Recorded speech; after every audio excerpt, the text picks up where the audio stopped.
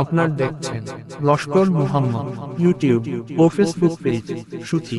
দর্শক, আপনাদের সামনে এখন বক্তব্য রাখবেন আন্তর্জাতিক খ্যাতিসম্পন্ন বক্তা আলহাজ হযরত মাওলানা ফখরুল ইসলাম সাহেব। চলুন এবার মূল বক্তব্যটি দেখে আসি।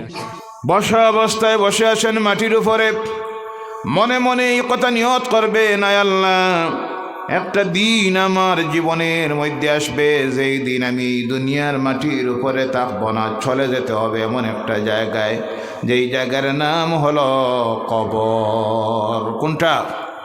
কবরের মধ্যে যেতে হবে। কবর এমন এক জায়গা যেখানে কোনো সাহায্যকারী নাই, কোনো লাইটের ব্যবস্থা নাই, কোনো বিছানার ব্যবস্থা নাই, যে জায়গায় গেলে পরে মাও কোনো কাজে লাগবে না, বাবাও কোনো সাহায্য করতে পারবে না, স্ত্রীও সাহায্য করতে পারবে না, ছেলেও নয়, মেয়েও নয়, বন্ধুও নয়, ধনসম্পদও নয়, কেউ নয়।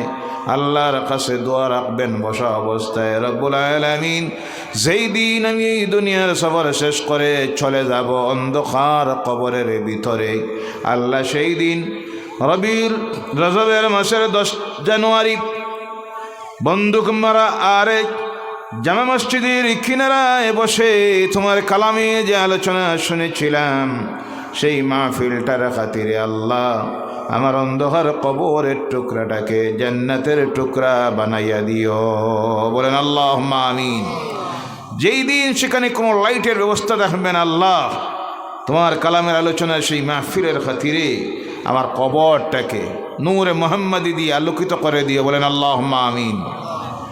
চাইলে আল্লাহ দিতে পারেনি না? না, কোনো অসুবিধা আছে? আল্লাহ দিলে একটা জিগাইব, আল্লাহ কেনে দিলায়? জি ভাইয়ারা আমার, এর জন্য মুমিনেরা দুনিয়ায় যখন কোনো কাজ, ভালো কাজ করার সুযোগ আসে, হাতছাড়া করবেন না, এবং কোনো খারাপ কাজের যদি করার সম্মুখীন হয়ে যান, জীবনের শেষ সময়টা পর্যন্ত দিয়ে সেই খারাপ কাজের বিরোধিতা করবেন, খারাপ কাজে শরিক হবেন না, প্রয়োজনে নিজের কল্লা দিয়ে দিবেন, জীবন সার্থক হয়ে যাবে। কিন্তু যে কোনো ভালো, সামান্য ছোট্ট থেকে ছোট্ট যদি কোনো ভালো কাজের সুযোগ সামনে এসে যায়, হাতছাড়া করবেন না। কারণ হতে পারে আপনার কাছে ছোট্ট কাজ, কিন্তু এই ছোট্ট কাজটার বিনিময়ে আল্লাহ পাক আপনার আমার জীবনের গুনাহ মাফ করে দিয়ে আপনার আমার জন্য জান্নাত ওয়াজিব বানাইয়া দিতে পারে। সুবহানাল্লাহ।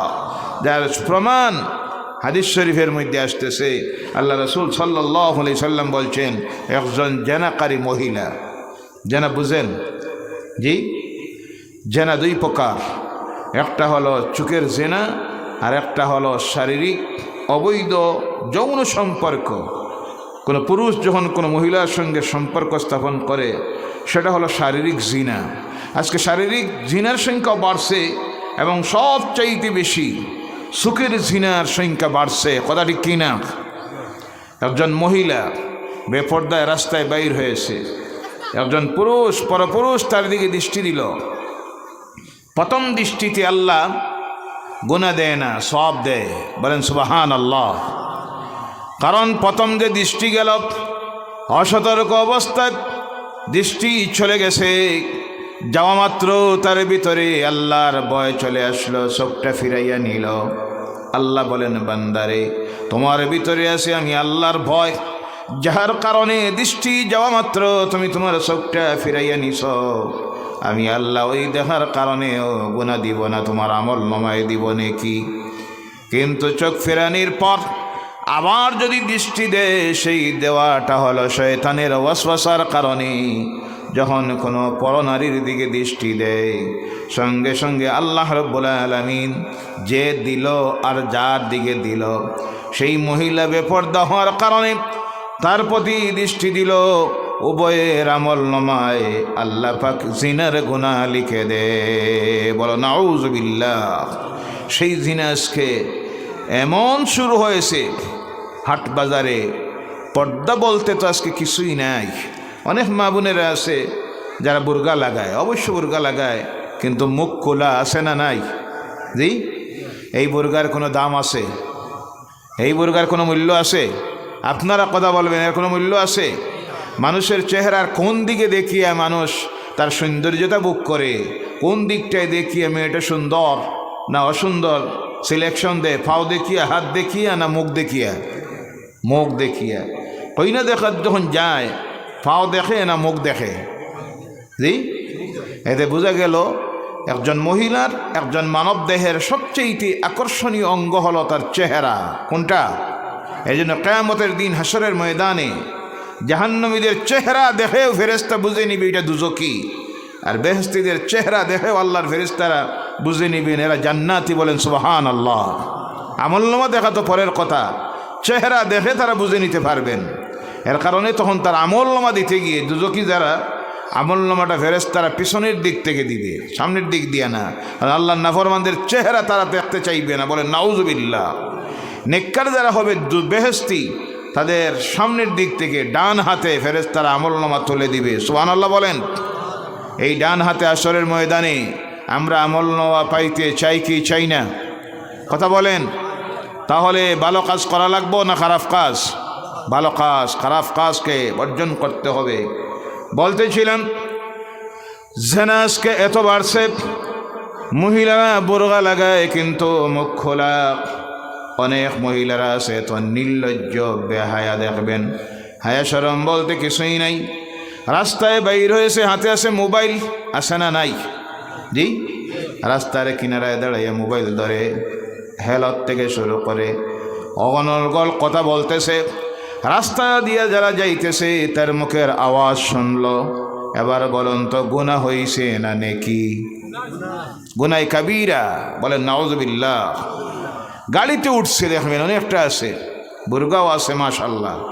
গাড়িতে উঠে বসে আছে, অটোতে উঠে বসেছে, অনেক প্যাসেঞ্জাররা সেই অটোর মধ্যে বসে আছেন।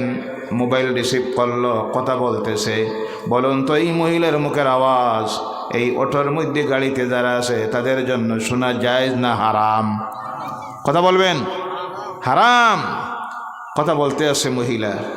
আমরা পুরুষ হয়ে অনেক সময় হয় গাড়িতে বাজারে ফোন রিসিভ করি না, বা করলে বলে দেই ভাই একটু পরে করো, এখন ব্যস্ত আছি। কথা ঠিক কিনা?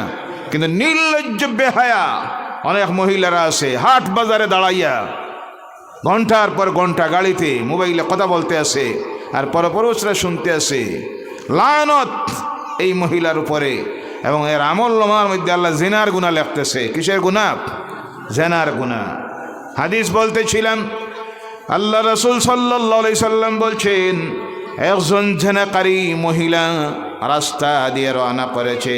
হঠাৎ করে গিয়ে দেখে একটা কুয়ার কিনারায় একটা পিপাসিত কুকুর বারবার চেষ্টা করতেছে কুয়ার ভিতর থেকে পানি পান করার জন্য, কিন্তু কুয়ার একেবারে গভীরে পানি পান করতে পারতেছে না। মহিলার হৃদয়ের মধ্যে কুকুরের প্রতি দয়া মায়ার ভাব এসে গেল। সঙ্গে সঙ্গে সেই মহিলা তার গলার মধ্যে ছিল একটা ওড়না, গলার ওড়নাটা কুয়ার মধ্যে ছাড়ল, আর ছাড়ে পানি তুলে সিফে কুকুরটার সামনে দিল। কুকুর প্রাণ ভরে পানি পান করল। সঙ্গে সঙ্গে তার এই কাজটার উপরে আমার আল্লাহ রাব্বুল আলামিন খুশি আর রাজি হয়ে গিয়ে তার রহমতের দরিয়ায় জুস মারল। আল্লাহ সঙ্গে সঙ্গে, আল্লাহ রাসূল বলেন, আল্লাহ সঙ্গে সঙ্গে মহিলার জীবনের সমস্ত গুনাহ মাফ করে দিয়া মহিলাটাকে জান্নাতি বলে ঘোষণা দিল। সুবহানাল্লাহ। তার থেকে প্রমাণিত হয় ছোট্ট থেকে ছোট্ট কোনো নেকির কাজ যদি সামনে আসে হাতছাড়া করবেন না। কারণ আপনি ভাবতেছেন ছোট থেকে ছোট নেকির কাজ, তো ওই কষ্টের কারণে হতে পারে আল্লাহ আপনার উপরে সন্তুষ্ট হয়ে জীবনের গুনাহ মাফ করে দিতে পারেনি না। এর কারণে তো হাদিসে এসেছে, রাস্তা দিয়ে হাঁটতেছেন, দেখলেন হঠাৎ রাস্তার মধ্যে একটা কাঁটা গসা পড়ে আছে, হাত দিয়ে তুলে আপনি দূরে নিক্ষেপ করেন। করতে গিয়ে যদি দিলে এই নিয়তটা দেখে, আমার কোনো ভাই বা কোনো মানুষ এই রাস্তা দিয়ে যেতে গিয়ে অসতর্ক অবস্থায় পা যদি পড়ে যায় কষ্ট পাবে, ওটা যদি আপনি সরাইয়ে ফেলান তাহলে আপনি ইমানের যে শাখ, প্রকৃত ইমানদার আপনি হয়ে গেলেন। বলেন সুবহানাল্লাহ। আর দেখে যদি ভাবেন যাও কেউ রাইট পাওতে ঢুকুক, এই চরিত্রের মানুষ আছে না নাই? জি, এই যদি হয় নিয়ত, তাহলে এখনো আপনি মুমিন হতে পারেন নাই। এখনো মুমিন হতে পারেন নাই, মুমিন হওয়া অনেক বাকি। ভাইয়েরা আমার, এর জন্য বলতেছিলাম, ভালো কাজের সুযোগ যখন আসে সামনে, ভালো কাজকে হাতছাড়া করবেন না। দুনিয়ায় সর্ব অবস্থায় এই কথা মনের মধ্যে রাখবেন, আমরা আসি এই দুনিয়ায়, এই দুনিয়া আমরা থাকবো না।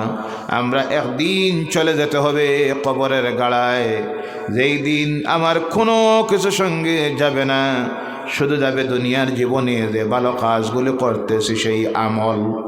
ওই আমল যদি ভালো করে যেতে পারেন, কবরের গাড়ায় যখন যাবেন, সঙ্গে সঙ্গে আল্লাহ তোমার জন্য কবরটাকে জান্নাতের টুকরা বানাইয়া দিব। বলেন আল্লাহুম্মা আমিন। এই হলো 2 নম্বরের নিয়ত। 3 নম্বরের নিয়ত হোক, আমরা যারা এখানে বসে আছি, যা আলোচনা হয়েছে, যা আলোচনা হবে, তার উপর কম পক্ষে 50%, 50% আমরা আমল করব। রাজি আছেন? সব রাজি আছেন?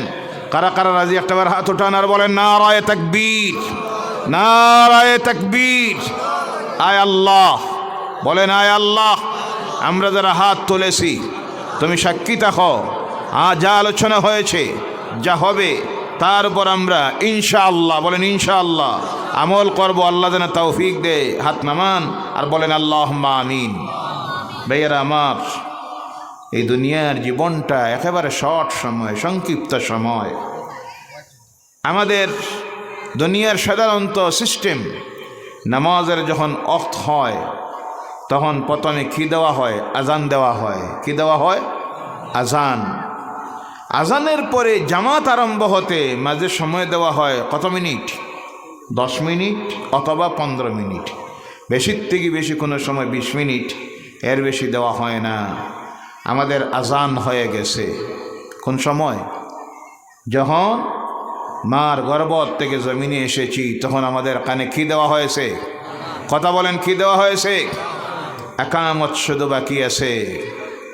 সেই দিন আপনার আমার কানে আওয়াজ দেওয়া হয়ে গেছে, আল্লাহু আকবার, আল্লাহু আকবার, আশহাদু আল্লা ইলাহা ইল্লাল্লাহ, আশহাদু আন্না মুহাম্মাদার রাসূলুল্লাহ, হাইয়া আলাস সালাহ, হাইয়া আলাল ফালাহ, আল্লাহু আকবার, আল্লাহু আকবার, লা ইলাহা ইল্লাল্লাহ। আযান দেওয়া হয়ে গেছে, আর একামত শুধু বাকি আছে। একামতটা দেওয়া হবে আপনার আমার কান এবং সিনার, একদিকে কান আর একদিকে হৃদয়। ওই সিনার সামনে দাঁড়াইয়া মসজিদের ইমাম সাহেব অথবা আপনার আত্মীয় স্বজনের কেউ আলেম আরেকদিন আওয়াজ দিবেন। আপনি আওয়াজ দিতে পারবেন না, জবাবও দিতে পারবেন না। প্রথম যেদিন আজান হয়েছে আপনি জবাব দিতে পারেন নাই, সেদিন আপনার বাসা ছিল শুধু কান্না। আর আরেকদিন আপনার সামনে সমস্ত আত্মীয় স্বজনদেরকে নিয়ে ইমাম সাহেব দাঁড়াইয়া বলবেন আল্লাহু আকবার, আল্লাহু আকবার, আল্লাহু আকবার, আল্লাহু আকবার বলে বিদায় করে দিবেন। ওই আজান হয়ে গেছে, শুধু একামতের আল্লাহু আকবার বাকি আছে। মাঝে সময় যায় আজানের পর একামত দিতে 10 থেকে 15 মিনিট। একজন মানুষের দুনিয়ার জীবন আখিরাতের জীবনের সামনে নিয়ে যদি হিসাব করে, তাহলে 10 থেকে 15টা মিনিট আমরা মনে মনে ভাবি আমি তো আছি 60 বছর, 70 বছর, 80 বছর, 90 বছর, 100 বছর। তা নয়, আখিরাতের তুলনায় এই দুনিয়ার একটা মানুষের জীবন হলো মাত্র 10 থেকে 15 মিনিটের জীবন। সুবহানাল্লাহ। এই সংক্ষিপ্ত সংকীর্ণ সময়টাকে যদি কাজে লাগাইতে পারেন আল্লাহর আদেশ মেনে, নিষেধ মেনে, তাহলে পরবর্তী যে জীবনটা সবচেয়ে দীর্ঘতম জীবন, কবরের জীবন, হাসরের জীবন, মিজানের জীবন, জান্নাতের জীবন হবে আপনার। বলেন সুবহানাল্লাহ। আর এই যে সংক্ষিপ্ত যে সময়, যেটা মাত্র 10 থেকে 15 মিনিটের সময়টাকে যদি নষ্ট করে দেন, আল্লাহর নাফরমানি কাজে যদি নষ্ট করে দেন, বরবাদ হয়ে গেছে।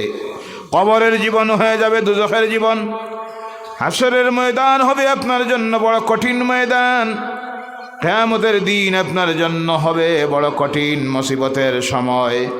পরকালের জীবনে আপনার জন্য অপেক্ষা করতেছে আল্লাহর তৈরি কঠিন আযাবের স্থান, যার নাম হলো দুজখ। যার নাম দুজখ। ও আমার ভাইরা, একেবারে শর্ট টাইম। তো সফরে যেটা যেতে হবে অনেক লম্বা টাইম, প্রস্তুত হওয়ার জন্য একেবারে শর্ট টাইম, 10 থেকে 15 মিনিট। আর সফর যেটা আপনার আমার বাকি রয়ে গেছে অনেক অনেক দীর্ঘ সময়, কারণ হাসরের ময়দানের একদিন হবে দুনিয়ার হিসাবের সঙ্গে যদি কেউ হিসাব মিলায়।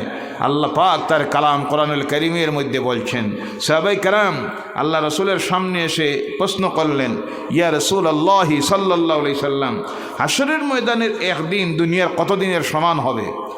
আল্লাহর রসুল নিজের মন গড়া কোনো জবাব দিতেন না, উত্তরে দিতেন না। উত্তরে দিতেন আল্লাহর পক্ষ থেকে জিব্রাইল চলে আসতেন। এবার জিব্রাইল চলে এসে আয়াত শুনাইয়া দিলেন, ও আল্লাহর হাবিব আপনি তাদেরকে জানাইয়া দেন, মিকদারুহু 50 আলফা সানা, তারা যে হিসাব চাইতেছে জানাইয়া দেন। তোমরা যে হিসাব করো 12 ঘন্টায় দিন, দিবারাত্রি 24 ঘন্টা, 7 দিনে সপ্তাহ, 30 দিনে মাস, 12 মাসে বৎসর, এই যে হিসাব যেটা করো সেই হিসাবে যদি হিসাব মিলাও তাহলে জেনে রাখো কিয়ামতের দিনের হাসরের ময়দানের একদিন হবে দুনিয়ার 50,000 বছরের সমান। সুবহানাল্লাহ। এইভাবে হাজার হাজার লক্ষ কোটি কোটি বিলিয়ন মিলিয়ন বছর তোমার আমার চলে যাবে কবরে। কোন জায়গায়? কবরে।